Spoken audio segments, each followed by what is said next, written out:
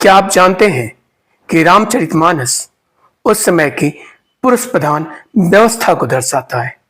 या तो ये कहें कि रामचरितमानस पुरुषवादी समाज का सटीक चित्रण है। आइए जानते हैं कैसे। सत्ता पुरुषों के हाथ में, चाहे वो हो राजा, ऋषि या योद्धा।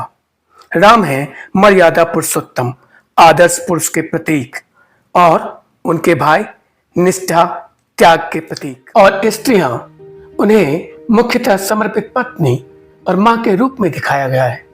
सीता त्याग की मूर्ति है। रानियां जैसे कौशल्या, सुमित्रा और कैकेयी मातृत्व की पहचान है। दूसरी तरफ सबरी भक्त की प्रतीक है।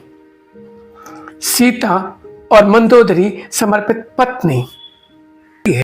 रामचरितमानस में यह बात पुरजोर रूप से रेखांकित होती है कि निर्णय पति या पिता करते हैं। दशरथ का वचन राम को वनवास भेजता है, वहीं सीता पत्नी धर्म पालन हेतु राम के साथ वनवास जाती हैं। लेकिन राम सीता को अग्नि परीक्षा के लिए विवश करते हैं।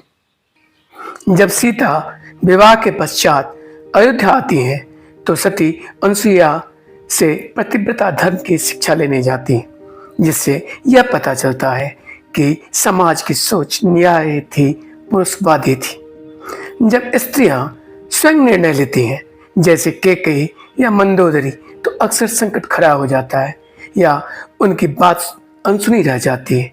जैसे कैकेयी अधर्मी बन जाती हैं सिर्फ इसलिए कि वो महाराजा दशरथ को उनके द्वारा दिए गए 2 वरदानों की याद दिलाती है कि भरत राजा बने और राम को 14 वर्ष का वनवास दिया जाए। बार बार रावण को याद दिलाती है कि सीता को वापस कर दे, नहीं तो विध्वंस हो जाएगा।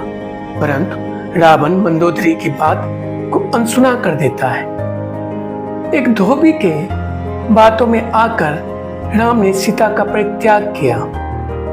सिर्फ इतना ही नहीं, सीता अकेले लव और कुश को पालती है, वह भी ऋषि वाल्मीकि के आश्रम में। परंतु लव कुश को तो राम सहर्ष अपना लेते हैं, लेकिन सीता को फिर से अग्नि परीक्षा देने को कहते हैं। सीता के सामने 2 ही रास्ते थे, या तो फिर से अग्नि परीक्षा या फिर से वनवास। परंतु सीता ने स्वाभिमान को चुना और अपना जीवन ही खत्म कर दिया।